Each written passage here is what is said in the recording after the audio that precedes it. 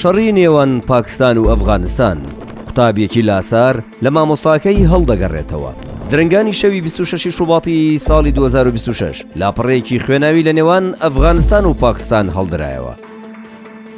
لە کاتێکدا جیهان چاوەڕوانە دانوستانەکانی ئێران و ئەمریکا بەبێ شەڕ بگاتە ئەنجام، کەچی لە تەنیشتی ئێران لە نێوان دوو وڵاتی دراوسەی تاراندا ئاگری شەڕێکی دیکە پزیسکەیدا. بزوتنەوەی تالیبان ساڵی 1994 لەسەر خاکی پاکستان بە پارە و پشتیوانی ئەمریکا و سعودیە بەڕادەیەک بەهێز بوو کە 2 ساڵ دواتر توانی حکمی هەموو ئەفغانستان بگرێتە دەست. یەکەم وڵاتێکیش کە ئیعترافی پێکرد خودی پاکستان بوو. بەرلەوەی تالیبانیش بێتە سەردەسەڵات نێوان پاکستان و ئەفغانستان لە ساڵی 1947ەوە هەمیشە بەگرژی و ناتەبایی چوەتە سەر بەهۆی سنوورەکانی نێوانیانەوە.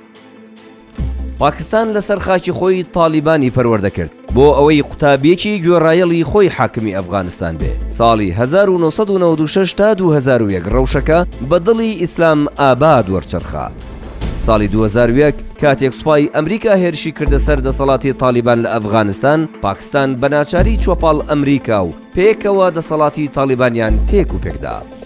بە ڕووخاندنی دەسەڵاتەکەیان لە ساڵی 2001 پاکستان بەدزیەوە هەر یاریدەی تالیبانی دەدا، لە کاتێکدا پارەی لە ئەمریکاش وەردەگرت بە ناوی دژایەتی کردنی تالیبانەوە. ئەمریکیەکان بەم سیاسەتەیان دەوێت دووڕوویی هاوپەیمانەکەمان. ساڵی 2007 کە لە کەلەکەی چەپی تالیبانی ئەفغانستانەوە تالیبانی پاکستان قوت بوویەوە، ئیسلام ئاباد زۆر بەتوندی چوو بەگژ تالیبانە تازەکەدا. پاکستان دڵنیا بوو تالیبانە تازەکە دروستکرا و دەسەنیای دوژمنە لە مێژینەکەی خۆی واتە هیندستانە.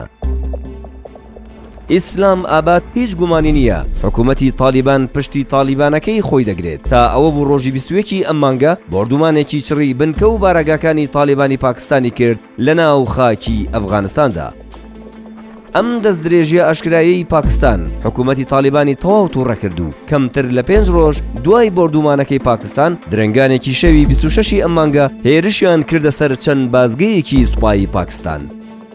ئێستا تەنیا هیندستان سەرکۆنەی پاکستانی کردووە و بە ئاشکرا پشتیوانی لە حکوومەتی تالیبان دەکات. وڵاتانی ئێران و ڕووسیا و چین داوای هێورکردنەوەی گرژیەکان دەکەن.